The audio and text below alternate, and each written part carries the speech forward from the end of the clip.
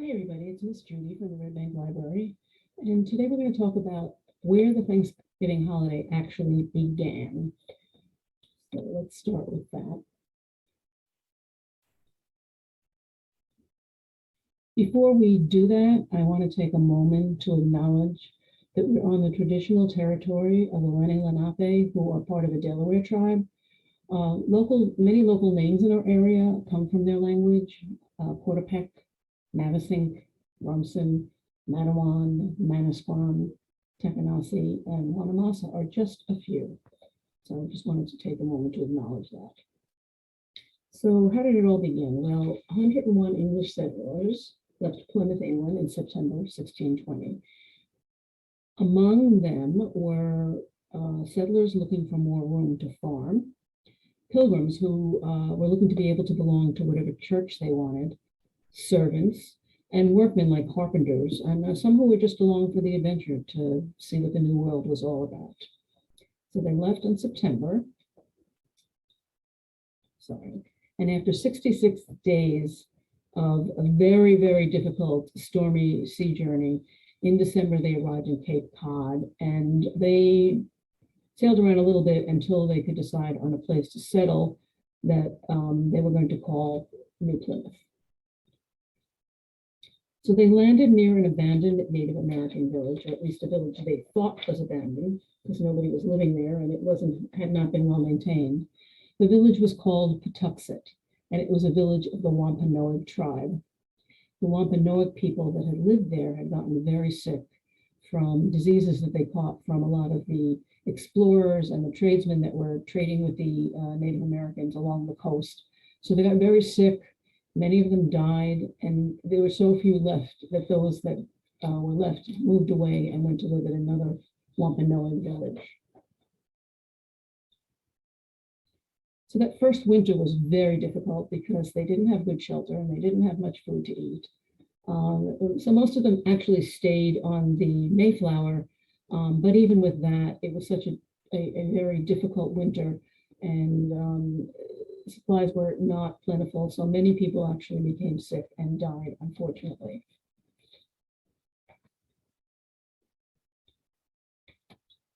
So in the spring, the Mayflower left and went back to England, leaving the settlers on their own. So that spring, actually, two Wampanoag tribe members visited them. One of them was Squanto. He used to live in Patuxet, but before he was kidnapped and taken to England to be enslaved, he had learned English during that time. So, but before that, he lived in the village, and then, as I said, he was kidnapped. When he was finally able to escape, he returned and found the village abandoned, and he went to live with other Wampanoags. So Squanto came to see what was going on in his old village, and because he spoke English well, he was able to communicate with the settlers or the colonists, and he decided to move back to the village, and he taught the settlers the things they would need to survive, they would need to know to survive another winter. So he taught them how to hunt local wildlife like deer and wild turkey, or probably some of those around, but mostly other kinds of wild birds. He taught them how to catch seafood, fish. The main fish they caught was cod, lobsters, eel, and other shellfish. And he showed them how to grow corn, beans, and squash, which they called the Three Sisters planting. These foods grew together well and had been a planting arrangement that the Native Americans had been using for thousands of years. The corn is a tall stalk, and the vine that the bean grows on can wrap around and grow up the corn stalk. And the squash creates a ground cover that keeps the earth moist and keeps it from washing away. So it's really a very good way to plant those three crops. Squanto, also taught, and I want to say one more thing. If you notice in the middle picture, they're putting a fish in the ground with the seeds, and that is to use, the fish will be used as fertilizer. So Squanto also taught them how to build shelter out of corn stalks and other materials that they had available, and of course how to cook the corn, beans, and squash, the Three Sisters, and other foods that he helped them grow. I want to take a moment to talk about corn, which was a very important crop for the Wampanoag. As we said, it was used as a source of food. It was used in many of their recipes. And as we also mentioned, the corn stalks were used to build shelter. And also, very importantly, they used it in their religious ceremonies. So it was a very important plant and vegetable for them. So in the fall of 1621, the settlers had a very good harvest. It worked out very well for them, and they would have enough food and shelter to get through the winter. And they were so overjoyed, they decided to celebrate and give thanks with a harvest feast that lasted almost a week. I want to take a moment to talk about the difference between a Thanksgiving and harvest feast. Both the English and the Native Americans had different kinds of Thanksgiving events, which were more prayerful, giving thanks to the higher power for everything that they had been granted or that they were able to use from the land. Whereas a harvest feast was more of a celebration of the actual harvest. And over time, those two things came together, and that's why we now have a Thanksgiving holiday, which also it comes at a time when a lot of plants and crops are being harvested.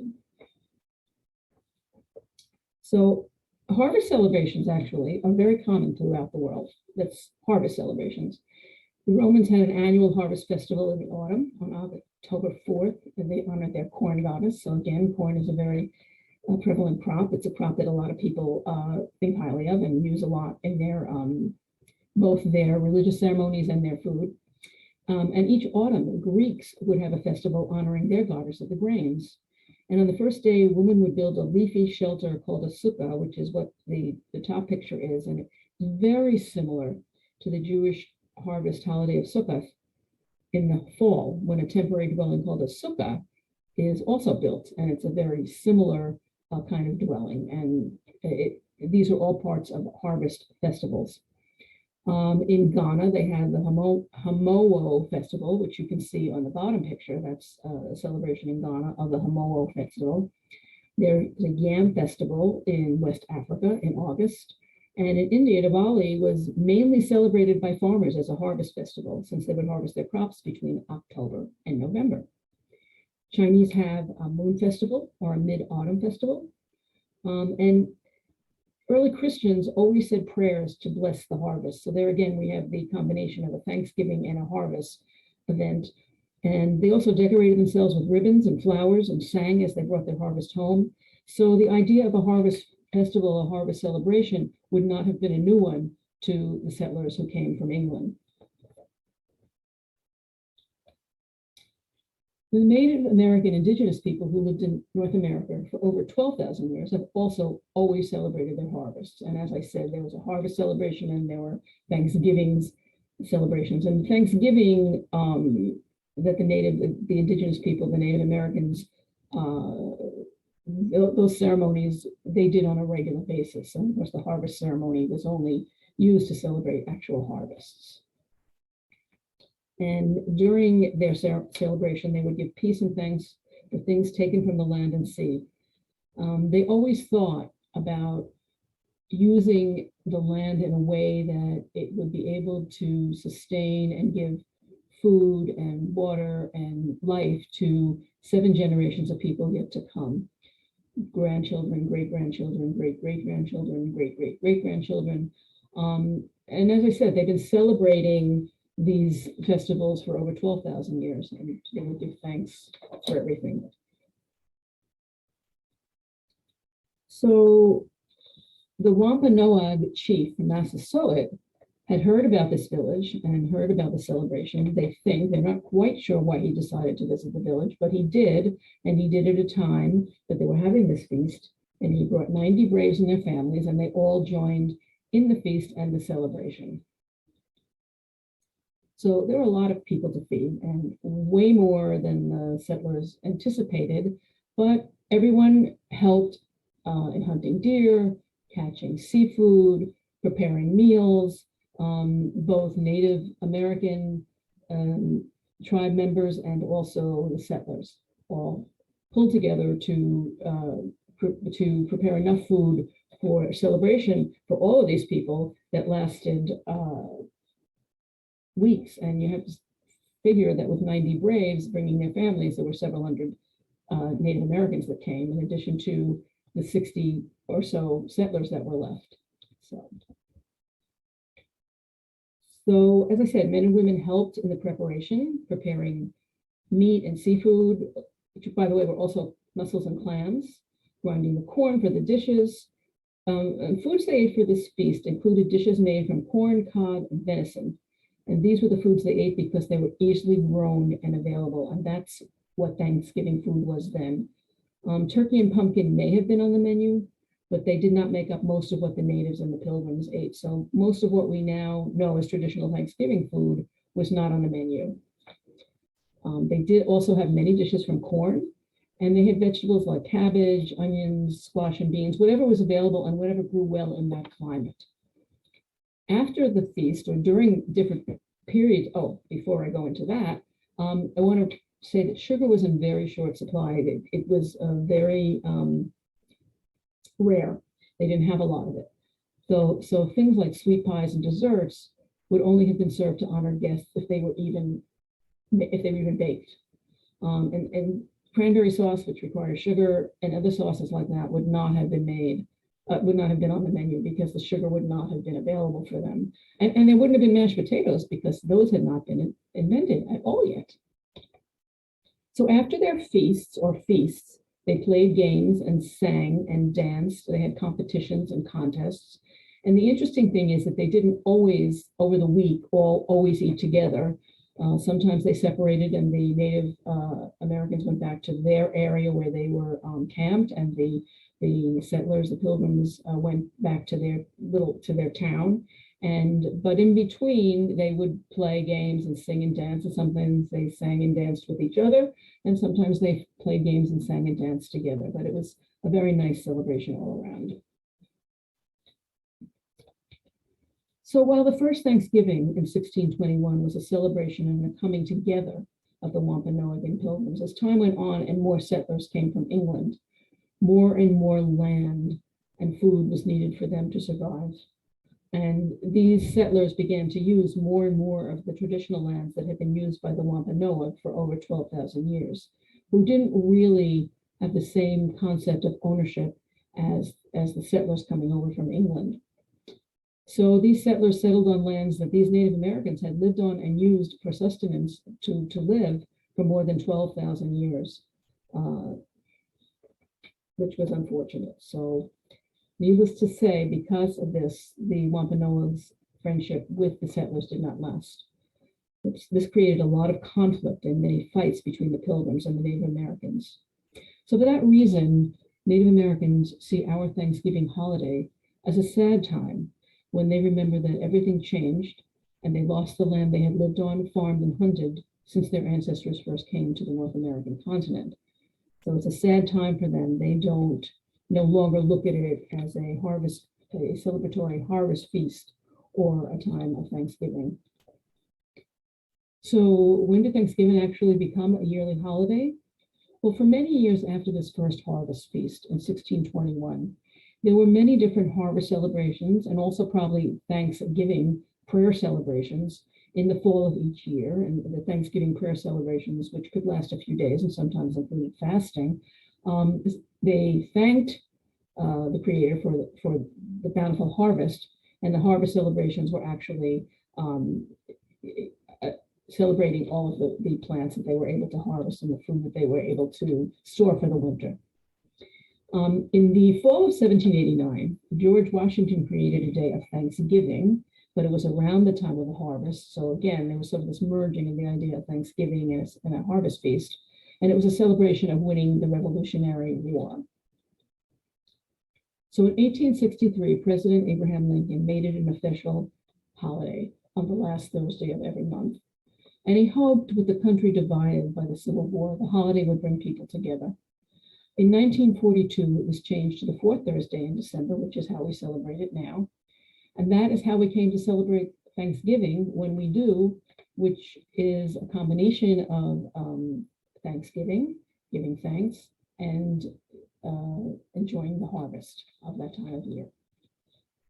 So we talked about the Thanksgiving food then, and Thanksgiving food now. Well, every family has its own special traditions at Thanksgiving.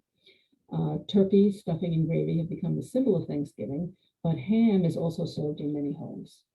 Then, of course, there is the sweet potato versus pumpkin pie discussion, though apple pie and pecan pie might be on the menu as well. And also, let's not forget mashed potatoes, which didn't exist then, or sweet potatoes and cranberry sauce, which we now have the sugar, adequate sugar to make. All of these things, all of these pies and all of these sweets. In some African American homes, they might include mac and cheese, collard greens, and cornbread. In Hispanic homes, they also may serve tamales, which is historically accurate because tamales are made from ground corn, and that is one of the ground corn was one of the basics for a lot of the dishes that were made for the settlers and Native Americans to eat.